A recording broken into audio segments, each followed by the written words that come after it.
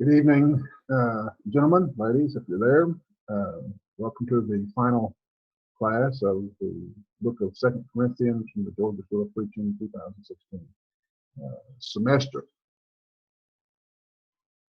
We have gotten through chapter 8. Chapter 9 is a continuation, really, of chapter 8, continuing to speak of the contribution or the money that Paul was collecting for the saints in Jerusalem. It was also not only his purpose, as we talked about last week, was not only to meet the needs of those needy Christians there in Jerusalem, but because those needy Christians were Jewish, and because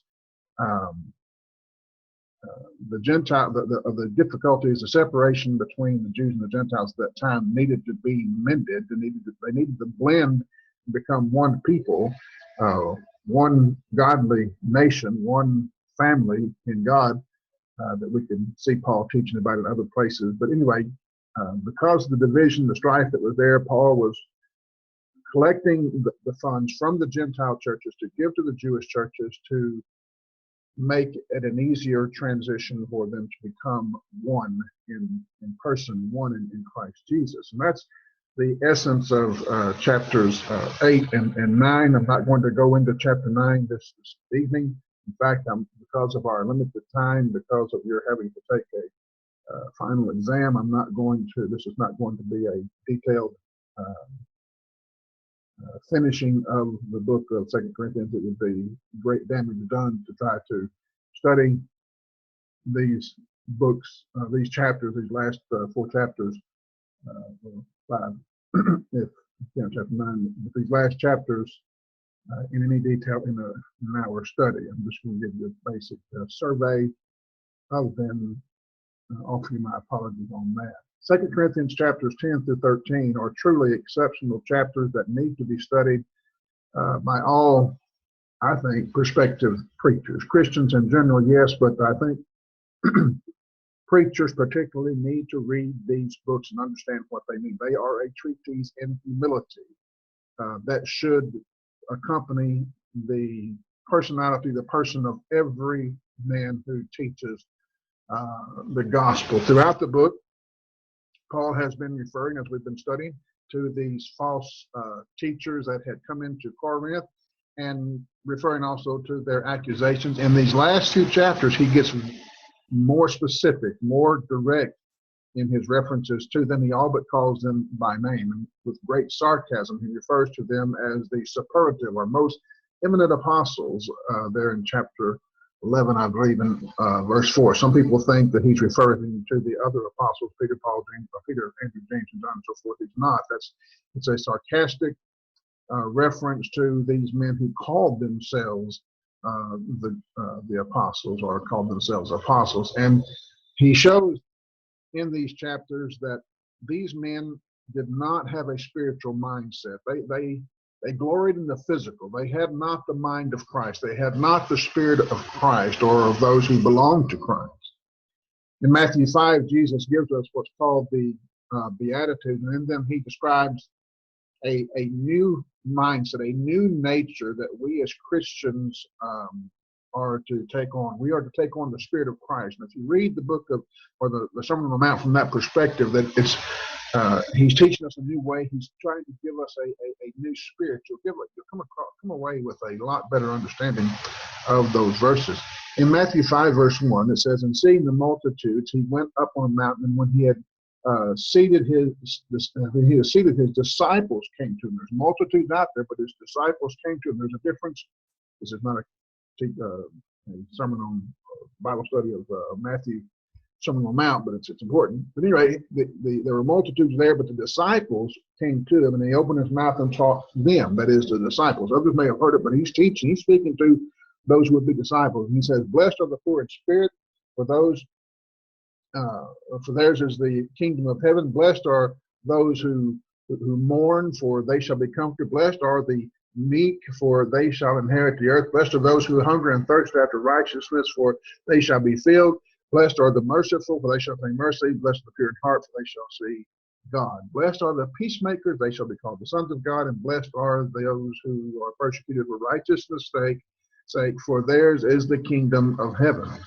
And blessed, he says, are you when they revile you and persecute you and say all manner of evil falsely against you. And I think that's really important. It says falsely, evil against you falsely for my name's sake. It's saying a thing about you that's true, that's evil. That's not good. You'll not be blessed. Rejoice and be exceedingly glad, for great is your reward in heaven for there. So they persecuted the prophets who were before you.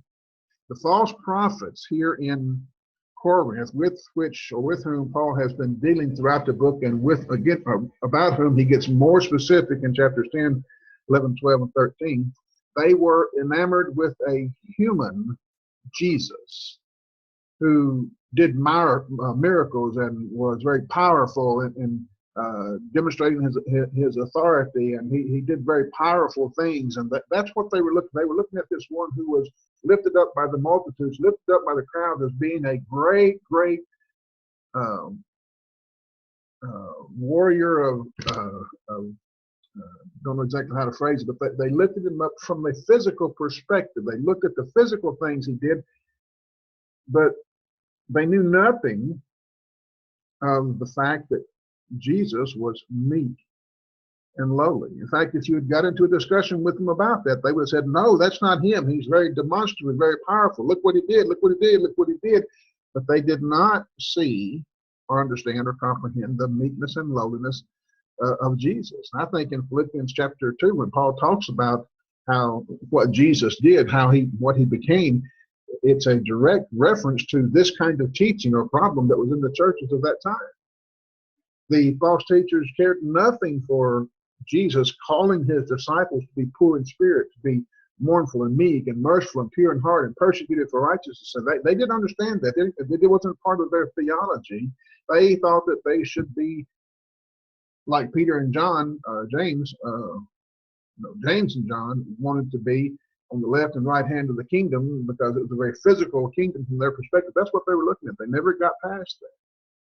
That a man should be reviled or persecuted for righteousness' sake we have seen by them as disgrace. Humility was seen as a weakness, as we've talked about before. They derided Paul because he was persecuted. So all the afflictions that he had was because he's a sinful man. It's because God has plagued him or cursed him because of something he's done. These men were proud. They were eloquent in speech, self-described as such, and apparently it's true that they were great speakers and were very persuasive with their words.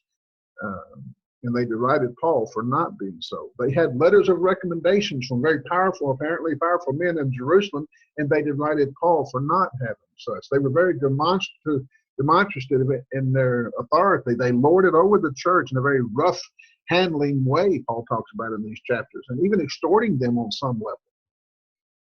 They claimed spiritual gifts and visions and used those claims to prove that they were true apostles, and they derided Paul because Paul claimed such power but didn't use it. No, Paul did have miraculous power. If you look at Paul's letters from all the time that he wrote, very seldom does he talk about the fact that he had these miraculous powers. You can read in the book of Acts when Luke was recording the life of Paul there in the latter half of Acts. You can find evidence that Paul did use miraculous powers. And there in 1 Corinthians chapter 13, he says, yes, I can speak with tongues, but if I speak with tongues, don't have love, my tongue speaking is, it's worthless. So he did have miraculous gifts, but he didn't, and he used them, but he didn't focus his ministry on that. He focused his ministry on the suffering Christ who suffered for our sins, and the fact that he, as a child of God or a Christian, was imitating Christ, imitating the humility of Christ. And the humility of Christ, the meekness of Christ, is part of what got people to hating him, despising him, because he was calling them to be the same thing, and they wanted no portion of it.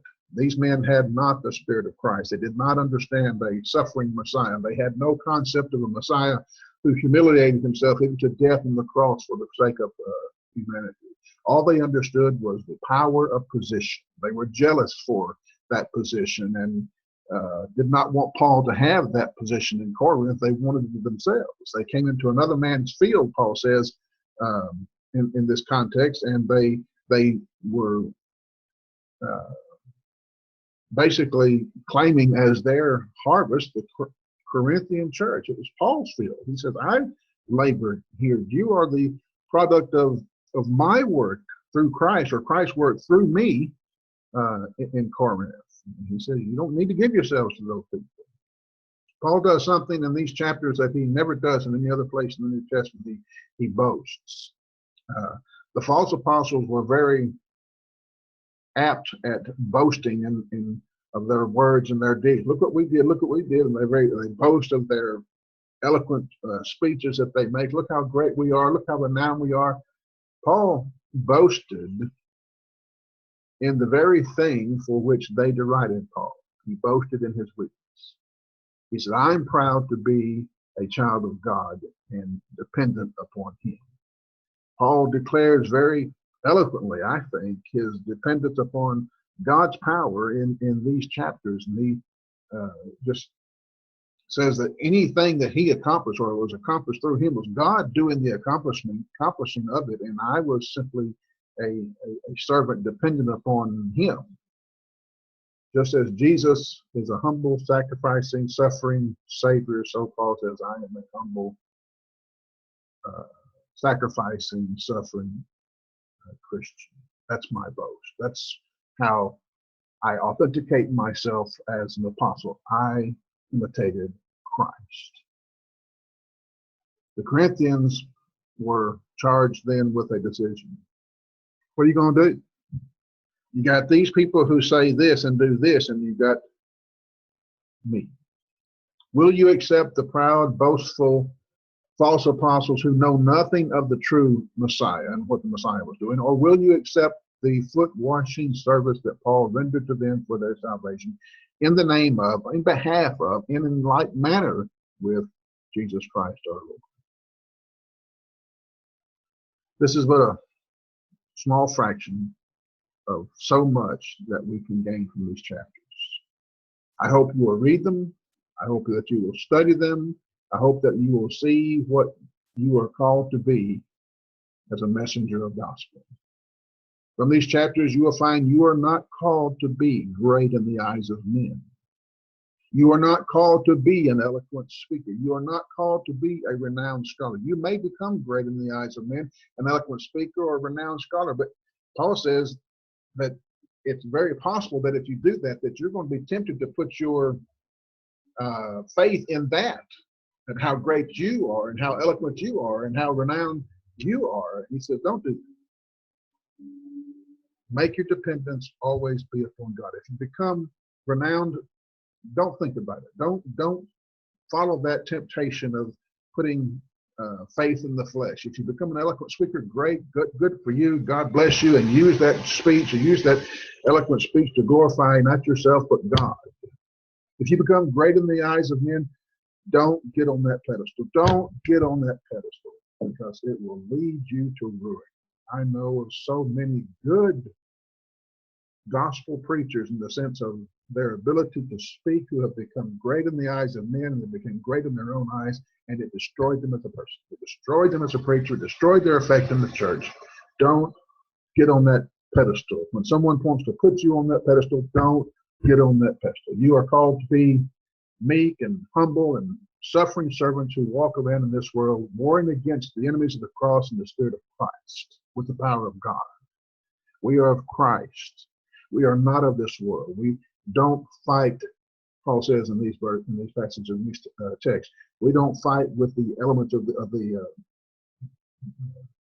weapons of this warfare. We fight with the power of God. We live or die with the power of God. And as such, we are more powerful to accomplish the pulling down of strongholds, to accomplish the purpose of God in this world, and do all the workers of Satan who promote themselves in worldly ways, in the ways of fleshly minded men.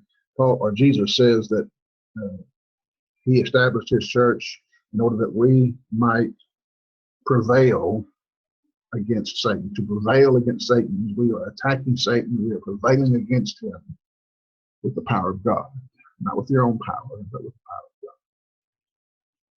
Your final exam is a little bit different than was all the former tests that we've done in the midterm exam. I'm not going to be sending you a hard copy or a electronic copy of this test this week. Your final exam is in the following questions. The questions I'm allowed to give you. This video, to repeat, this video will be the only form in which you receive this test. You will not receive a copy of it in your email. You'll have 1 week from the class date. The date of this class is supposed to be November 18, 2016. You'll have 1 week from that to return the answers to me, and I will then assemble the grade for that test with the grades from your midterm test, your weekly tests, the required written work, the sermons that are requested or given there on the syllabus that I sent you earlier in the semester. So here are the questions. Number 1, according to 2 Corinthians chapter 5, verses 16 through 21, what kind of ministry have we as Christians been given, and why does Paul say we have been given that ministry? He says, you have this ministry, and he also, in that context, tells us why we've been given that ministry. Repeating, according to 2 Corinthians 5, verses 16 through 21, what kind of ministry have we Christians been given, and why does Paul say that we have been given?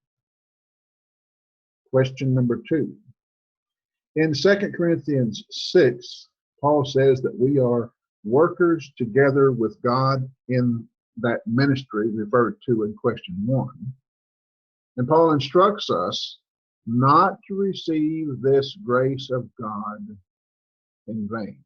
2 Corinthians 6, verse 1. This is often taken out of context to refer to the grace of salvation. Some people say, many people say, and they'll quote it in sermons, that we are not to receive the grace of salvation in vain. That's not what he's saying. That's not the context. So the question is this. In context, to what grace does Paul refer when he says, do not receive this grace of God in vain? I'll repeat the question. Number 2. In 2 Corinthians 6, Paul says that we are workers together with God in the ministry that we referred to in question 1. Paul instructs us not to receive this grace of God in vain. This is often taken out of context to refer to the grace of salvation. In context, to what grace does Paul refer? Question number 3.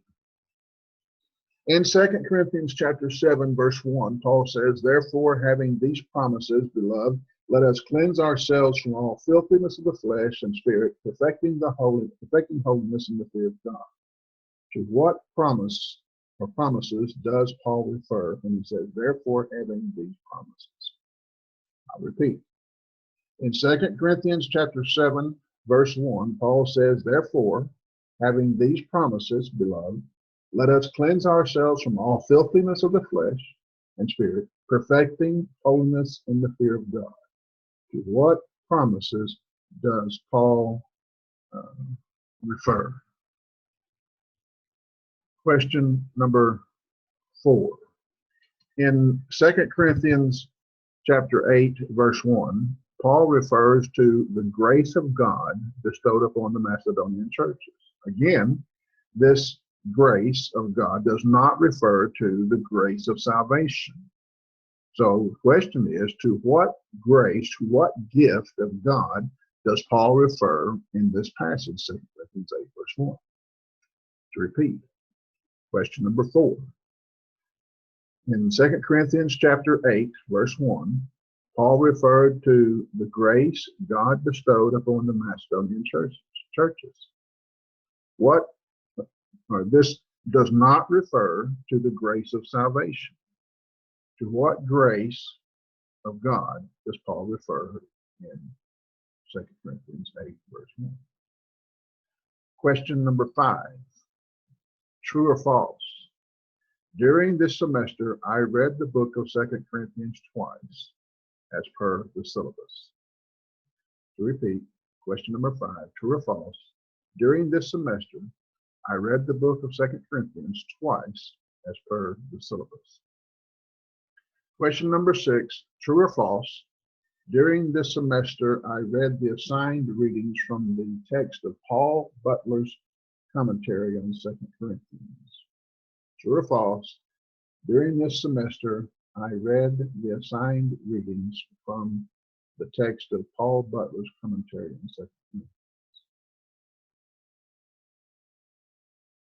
I wished I had more properly used our time together in this series of lectures and studies so that I could have finished this wonderful letter from Paul in a verse-by-verse manner as we've been doing. It's my fault. I'm a novice at teaching at the School of Preaching. I think this is my 3rd actual course, and I'm still adjusting to getting everything done in 13 weeks. But again, it's my fault, and I apologize to you because I did not get this done in a timely manner. I strongly encourage you to finish your study of this book, whether it's by studying a commentary on this or some other means.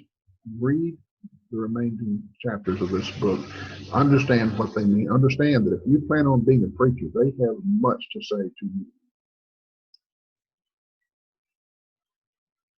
Again, my apologies for failing to finish the book through our studies. I maybe dwelt upon some things too long. At any rate, we are where we are. This is the end of the course. I bid you adieu. I pray God's blessings on your efforts to grow and to prepare yourselves to be men of the book, to be men of the gospel of Christ. And I hope that as you look at this very, very personal letter, the book of 2 Corinthians from the Apostle Paul, and we can't be apostles as he was, and so that's not my encouragement, but this is a very personal letter to a church that he, as an apostle, but also as a preacher, established. He planted the seed there, and he maintained a familial relationship with these people, and he spoke to them with his heart, and he showed them his heart. He showed them who he was, and we need to be who Paul was. We need to be that humble servant of God, not somebody looking to make yourself great, but that humble servant of God and sacrificially giving yourself for the sake of others, that God may be glorified. God bless. Continue in your studies. Become the man or woman that God has chosen you or called you to be.